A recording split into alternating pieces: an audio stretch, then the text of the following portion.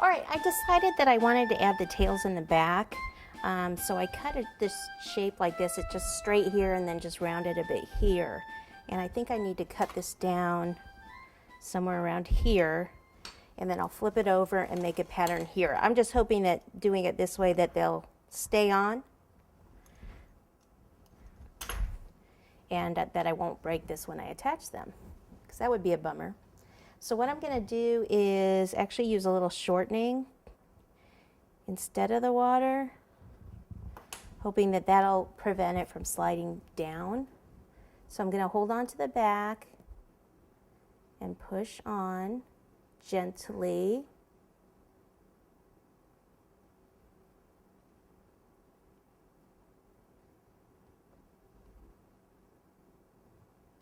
And let's go for the second one.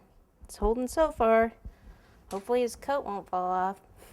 Probably would have been safer if I started it way up here, which, you know, I could still change it because the wood is about here, and then pushing on that, it's going to have a lot more support. So why don't I do that? And I'll put the shortening and I'll put water under it too. That's right. That's what I'll do.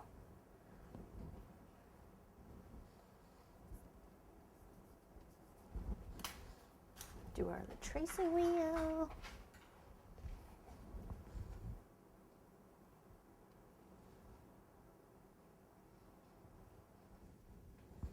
And then the little red dots.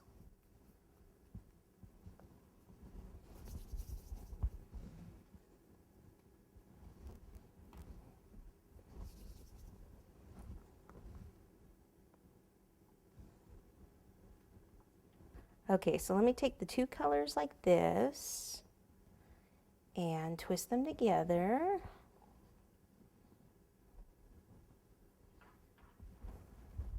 Take a piece of spaghetti and I'll put this end. Kind of twist a little as you go in. Doesn't need to be too tall, it's not that big of a cupcake.